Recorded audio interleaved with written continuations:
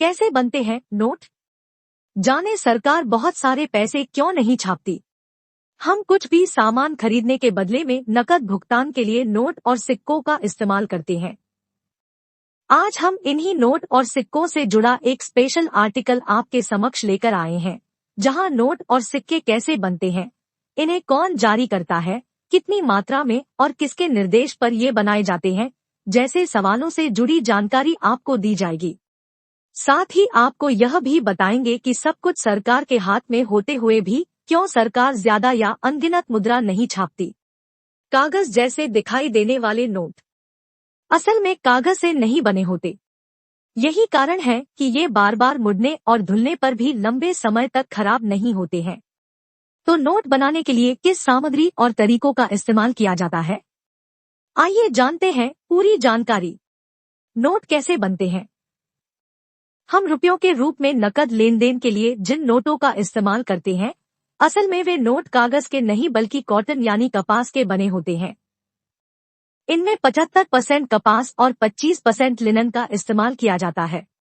नोटों की लंबी लाइफ के लिए इनमें जेलाटिन एडहेसिव का घोल मिलाया जाता है, इसलिए इनकी लाइफ किसी सामान्य कागज से ज्यादा होती है और ये बार बार मुड़ने और धुलने पर भी जल्दी खराब नहीं होते। कपास और लिनन का मिश्रण नोट को हल्का बनाता है और इसे फ्लेक्सिबिलिटी प्रदान करता है। इसके अलावा यह नोट कागज की अपेक्षा अधिक मजबूत होता है और इसके फटने के चांसेस बहुत कम होते हैं। कॉटन और लिनन का इस्तेमाल असली और नकली नोटों के बीच अंतर का पता लगाना आसान बनाता है। साथ ही यह पर्यावरण के लिहाज से भी बेहतर विकल्प है, क्योंकि इसके लिए पेड़ों को नहीं काटना पड़ता। नोट कैसे छापे जाते हैं? नोट छापने के लिए पेपर शीट को एक खास मशीन साइमंटन में डाला जाता है। इसके बाद एक अन्य इंटरव्यू नामक मशीन में कलर किया जाता है। अब शीट की कटाई कर नोटों को अलग किया जाता है और खराब नोटों को इनसे निकाल लिया जाता है। एक शीट से 32 से 48 नोट निकाले जाते हैं। नोटों पर डाली जाने वाली संख्या को चमकीली स्याही से मुद्रित किया जाता है। साथ ही नोट में चमकीले रेशों को डाला जाता है, जिन्हें अल्ट्रावायलेट रोशनी में देखा जा सकता है। नोट कहाँ बनाए जाते हैं? भारत में नोट छापने के लिए 4 नोट प्रेस हैं। एक bank note press, Dewas, Madhya Pradesh. 2 currency note press, Nashik, Maharashtra. 3 currency note press, Mysore, Karnataka. 4 currency note press, Salboni, Paschim Bengal. Dewas और नासिक नोट प्रेस भारत सरकार के वित्त मंत्रालय के स्वामित्व वाली एक company security printing and minting corporation of India limited (SPMCIL) के अधीन है, जो भारत सरकार के लिए छपाई और खनन गतिविधियों का संचालन करती है। मैसूर और साल्बोनी नोट प्रेस RBI के विशेष प्रभाग भारतीय रिजर्व बैंक नोट मुद्रण BRBNM के अधीन है, जो देश में बैंक नोट की आवश्यकता के एक बड़े हिस्से की आपूर्ति करता है और शेष आवश्यकताओं को SPMCIL द्वारा पूरा किया जाता है। देश में बढ़ती आबादी को देखते हुए भारत सरकार ने वर्ष 1997 में अमेरिका, कनाडा और यूरोप की कंपनियों को नोटों का ऑर्डर देना शुरू किया था। बाद में 1999 में मैसूर और साल्बोनी में नोट प्रेस की शुरुआत के बाद भारत नोट छपाई के मामले में पूरी तरह से आत्मनिर्भर हो गया। नोटों के लिए कागज और स्याही कहां से आते हैं? भारत में नोट छापने के लिए जिस कागज का इस्तेमाल किया जाता है, वह होशंगाबाद स्थित सिक्योरिटी पेपर मिल से आता है। यह मिल नोट और स्टाम्प के लिए पेपर बनाती है, लेकिन ज्यादातर कागज यूके, जर्मनी और जापान से आयात किया जाता है। RBI की माने तो भारत में नोट के लिए 80% कागज देश के बाहर से आयात किया जाता है। भारत में नोट की छपाई के लिए जिस स्याही का इस्तेमाल किया जाता है, वह स्विट्जरलैंड की कंपनी सिक्पा से आयात की जाती है। एक्सपर्ट्स के अनुसार इसमें इंटेग्लियो, फ्लोरोसेंस और ऑप्टिकल वेरिएबल इंक का इस्तेमाल किया जाता है। सिक्के कैसे बनते हैं? आमतौर पर सिक्के स्टील और कॉपर निकल जैसी धातुओं से बनाए जाते हैं, जिनका एक स्टैंडर्डाइज्ड वजन होता है। इन सिक्कों पर प्रायः चित्र, अंक और शब्द बने हुए होते हैं। टकसाल सिक्के ढालने का कारखाना में इनका उत्पादन एक साथ बड़ी मात्रा में किया जाता है। सिक्के कहाँ ढाले जाते हैं? Security printing and minting corporation of India limited में शामिल भारत सरकार टकसाल की 4 यूनिटों में सिक्के ढालने का काम किया जाता है। ये यूनिट्स निम्नलिखित स्थानों पर मौजूद हैं: मुंबई, कोलकाता, हैदराबाद, नोएडा। कौन सा सिक्का किस टकसाल में बना है, इसकी पहचान के लिए इन पर अलग अलग निशान अंकित किए जाते हैं। यदि सिक्के में छपी तारीख के नीचे एक टूटा हुआ डायमंड दिखाया गया है, तो यह चिन्ह मुंबई टकसाल मिंट का है। हैदराबाद में बने सिक्के के ऊपर तारीख के नीचे स्टार छपा हुआ होता है। वहीं नोएडा में बने सिक्के पर एक डॉट बिंदु अंकित किया गया होता है, जबकि कोलकाता में बने सिक्के पर कोई निशान नहीं दिया जाता। इन मिंट्स में सिक्कों के अलावा सरकारी मेडल और अवार्ड इत्यादि भी बनाए जाते हैं। भारत में पैसे की छपाई को कौन नियंत्रित करता है? भारत में करेंसी का नियंत्रण reserve bank of India (RBI) के पास होता है, जिसका मुख्यालय मुंबई में स्थित है। इसके अलावा बैंक की अन्य जिम्मेदारियों में देश में क्रेडिट सिस्टम को नियंत्रित करना और वित्तीय स्थिरता बनाए रखने के लिए मौद्रिक नीति (मॉनेटरी पॉलिसी) का इस्तेमाल करना शामिल है। मौद्रिक नीति बैंक के कार्यों का एक सेट होता है, जिससे एक अर्थव्यवस्था में उपलब्ध करेंसी की मात्रा और नई करेंसी की सप्लाई करने वाली प्रणालियों, ब्याज दर, बैंक क्रेडिट, परिसंपत्ति मूल्य आदि को कंट्रोल किया जाता है। रुपीस करेंसी पेपर शीट 1934 से पहले पैसे प्रिंट करने की जिम्मेदारी भारत सरकार की थी, लेकिन बाद में reserve bank of India act 1934 के तहत यह भूमिका RBI को सौंप दी गई। विशेषकर RBI एक्ट का सेक्शन 22 बैंक को करेंसी जारी करने का अधिकार देता है। RBI की सीमाएं और भारत सरकार। भले ही RBI के पास पैसे छापने की पावर है, लेकिन बैंक के अधिकतर कार्यों को करने से पहले सरकार की अंतिम मंजूरी आवश्यक होती है। उदाहरण के लिए किसी बैंक नोट के सुरक्षा फीचर्स सहित मूल्य और डिजाइन का निर्धारण सरकार द्वारा ही किया जाता है। RBI के पास 10,000 रुपए तक के नोट छापने का अधिकार है। हालांकि यदि रिजर्व बैंक इससे अधिक की कोई करेंसी छापना चाहता है, तो इसके लिए सरकार को reserve bank of India act में संशोधन करना होगा।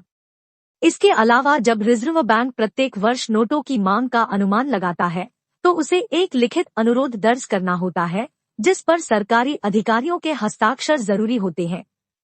इस तरह के अंतिम निर्णय लेते समय सरकारी अधिकारी रिजर्व बैंक के वरिष्ठ अधिकारियों की सलाह पर बहुत अधिक भरोसा करते हैं।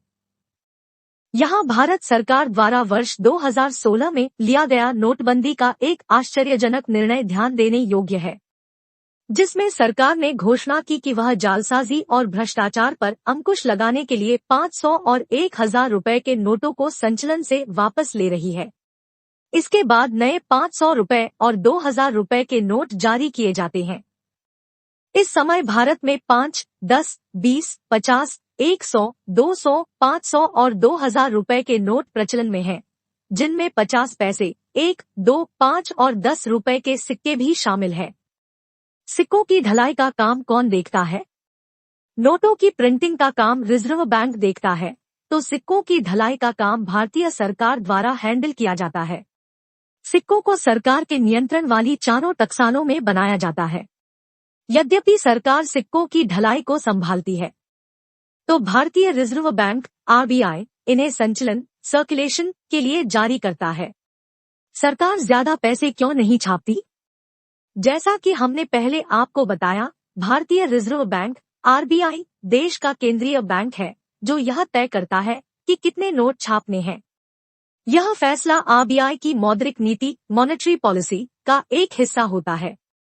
यह वह नीति है जो देश की अर्थव्यवस्था में धन की मात्रा निर्धारित करती है। अब हम उस सवाल पर आते हैं जो लगभग हर इंसान के मन में कभी न कभी जरूर आता है। सवाल है कि जब पैसा छापना देश के अपने हाथ में होता है, तो सरकार ज्यादा मात्रा में पैसा क्यों नहीं छापती, ताकि प्रत्येक व्यक्ति के पास खूब पैसा हो जाए और कोई गरीब ही ना रहे? तो आपको बता दें कि यदि सरकार सच में ऐसा कर देती है, तो इससे गरीबी दूर नहीं होगी, बल्कि महंगाई और बढ़ जाएगी और बहुत कम लोग होंगे जो अपनी जरूरत की चीजें खरीद पाएंगे। चलिए इसे एक उदाहरण से समझते हैं। मान लेते हैं किसी देश में केवल 3 लोग रहते हैं। जिनका नाम है रमेश, सुरेश और अनुज, और इन तीनों के पास क्रमश 200, 300 और 400 रुपए हैं। इसके अलावा देश में केवल एक ही वस्तु है जिसे वे तीनों अपने सारे धन का उपयोग करके खरीदेंगे। मान लेते हैं वह वस्तु है चावल। इसलिए पूरे देश की कुल संपत्ति हुई 200 प्लस 300 प्लस 400 900 रुपए। देश में कुल वस्तु की मात्रा है 90 किलो चावल। चूंकि वे अपनी पूरी संपत्ति इसे खरीदने में खर्च करेंगे, इसलिए 1 किलोग्राम चावल की कीमत हुई 900 बटा 90 10 रुपए।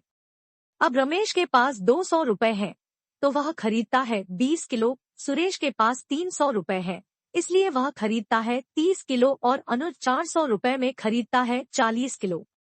अब मान लेते हैं उस देश की सरकार और अधिक नोट छाप देती है, जिससे उन तीनों के पास अब 400, 600 और 800 रुपए हो जाते हैं। लेकिन चावल की मात्रा उतनी ही रहती है, जो कि 90 किलो है। इसलिए अब 1 किलो चावल की नई कीमत हो जाती है 1800 बटा 90 20 रुपए किलो। अब जब तीनों चावल खरीदने जाते हैं तो रमेश को मिलते हैं 20 किलो, सुरेश को मिलते हैं 30 किलो और अनुज को मिलते हैं 40 किलो। यह उतनी ही मात्रा है जितनी वे पहले खरीद सकते थे, लेकिन कीमत बढ़ गई। इससे पता चलता है कि इस तरह से नोट छापना कितना व्यर्थ है। यदि वह देश सच में अमीर होना चाहता है तो उन्हें चाहिए कि पैसों की सप्लाई के साथ वस्तुओं और सेवाओं का उत्पादन भी बढ़ाया जाए। यदि चावलों की सप्लाई भी पैसों की सप्लाई के साथ डबल कर दी जाए तो चावलों की कीमत में कोई बदलाव नहीं होगा। केवल पैसे ज्यादा छापना सबके लिए अच्छा नहीं हो सकता। इसलिए जरूरी है कि वस्तुओं और सेवाओं की भी मात्रा बढ़ाई जाए। अगर ऐसा नहीं होता है और केवल करेंसी अधिक छापी जाती है तो पैसे की कीमत में गिरावट आनी तय है। यदि संपत्ति के साथ साथ चावलों का उत्पादन बढ़ा दिया जाए तो वे तीनों उसी दाम में अधिक चावल खरीद सकते हैं। आप इसी अवधारणा को पूरे देश में लागू करके देख सकते हैं। यदि आरबीआई अरबों रुपए छापकर सबकी आमदनी दोगुनी कर दे तो देश में प्रत्येक वस्तु की कीमत डबल हो जाएगी। इसे आप डिमांड और सप्लाई के सिंपल नियम से भी समझ सकते हैं। यदि सबके पास अधिक पैसा है तो हर सेवा और सामान की मांग भी आनुपातिक रूप से बढ़ जाएगी, क्योंकि इस अवस्था में हर कोई अमीर हो जाता है और वस्तु को ऊंचे दामों में खरीदने में सक्षम होता है। इससे देश में सभी वस्तुओं और सेवाओं के दाम बढ़ जाते हैं, जिसे इन्फ्लेशन कहा जाता है। यही कारण है कि प्रत्येक देश अपनी जीडीपी बढ़ाने पर अधिक बल देता है, जो कि उत्पादन का एक माप है। जीडीपी के बारे में अधिक जानने के लिए यहाँ क्लिक करें। नोटों की छपाई कैसे तय होती है? किसी देश में कितने नोट छपेंगे, यह फैसला सरकार और सेंट्रल बैंक द्वारा उस देश की जीडीपी, राजकोषीय घाटा, विकास दर और कितने नोट खराब हुए के हिसाब से लिया जाता है। भारतीय रिजर्व बैंक आरबीआई वर्ष 1956 से मिनिमम रिजर्व सिस्टम मिसिस के तहत नोटों की छपाई करता है। मिनिमम रिजर्व सिस्टम क्या है? मिनिमम रिजर्व भारत में करेंसी नोटों की छपाई के लिए आरबीआई मिनिमम रिजर्व सिस्टम को फॉलो करता है, जो देश में वर्ष 1956 से लागू हुआ था। इससे पहले देश में प्रोपोर्शनल रिजर्व सिस्टम के आधार पर नोटों की छपाई होती थी। मिनिमम रिजर्व प्रणाली के अनुसार भारतीय रिजर्व बैंक को नोटों की छपाई से पहले 200 करोड़ रुपए की संपत्ति को रिजर्व रखना होता है, जिसमें 115 करोड़ रुपए का सोना और 85 करोड़ रुपए की विदेशी मुद्राएं शामिल होती है। इसके बाद बैंक देश की अर्थव्यवस्था की जरूरत के अनुसार कितने भी नोट छाप सकता है, लेकिन इसके लिए आरबीआई को सरकार से अनुमति लेनी होती है। भारत में एक दिन में कितने रुपए छापे जाते हैं? भारत में नोटों की छपाई प्रतिदिन नहीं होती, लेकिन आरबीआई द्वारा प्रत्येक वर्ष 2000 करोड़ करेंसी नोट छापे जाते हैं। इसकी लगभग 40% लागत कागज और स्याही में लगती है, जिन्हें विदेशों से आयात किया जाता है। फटे हुए नोटों के साथ क्या किया जाता है? यदि कोई नोट कटफट जाता है या पुराना हो जाता है, जो चलन में आने योग्य नहीं रहता, उसे बैंकों द्वारा जमा कर लिया जाता है। इस नोट को दोबारा बाजार में नहीं भेजा जाता। पहले इन जमा किए गए नोटों को आरबीआई द्वारा जला दिया जाता था, लेकिन वर्तमान में ऐसा नहीं है। आरबीआई ने पर्यावरण को सुरक्षित रखने के मकसद से 9 करोड़ रुपए की लागत से एक मशीन खरीदी है। यह मशीन इन खराब नोटों को छोटे छोटे टुकड़ों में काट देती है और फिर इन टुकड़ों को गलाकर इन्हें ईंट का आकार दिया जाता है। इन ईंटों को कई कामों के लिए प्रयोग में लिया जाता है। निष्कर्ष कंक्लूजन।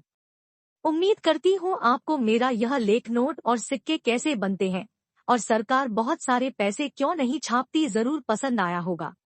मैंने अपनी तरफ से पूरी कोशिश की है नोट या पैसे कैसे बनते हैं से संबंधित सभी जानकारियां आप तक पहुंचाने की, ताकि आपको इस विषय के संदर्भ में किसी दूसरी वेबसाइट पर जाने की जरूरत ना पड़े। अगर आपको यह जानकारी पसंद आई हो या कुछ नया सीखने को मिला हो तो कृपया इसे दूसरे सोशल मीडिया नेटवर्क पर शेयर जरूर करें।